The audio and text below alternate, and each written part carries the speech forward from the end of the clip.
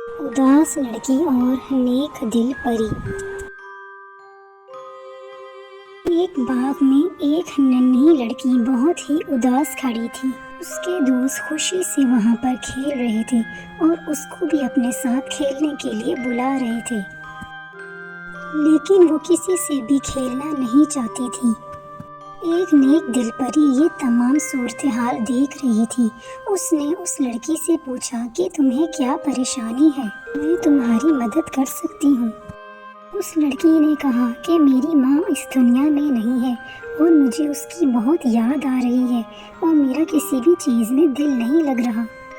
یہ سن کر اچھی پری نے کہا، گھبراؤ نہیں، تم میرے ساتھ چلو، میں تمہیں پریوں کی ملکہ سے ملواؤں گی، وہ تمہیں خوش کرنے کی پوری کوشش کریں گی۔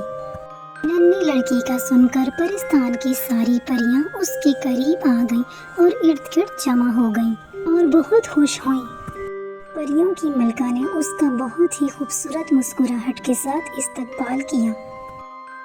تمام پریاں ایک جگہ جمع ہو گئیں اور انہوں نے خوشی کے گیت گائے اور اپنے پروں کا رقص کرا، جسے دیکھ کر وہ ننھی لڑکی بہت خوش ہو گئی اور اس کی اداسی بھی ختم ہو گئی اور اس کے چہرے پہ مسکراہٹ آ گئی۔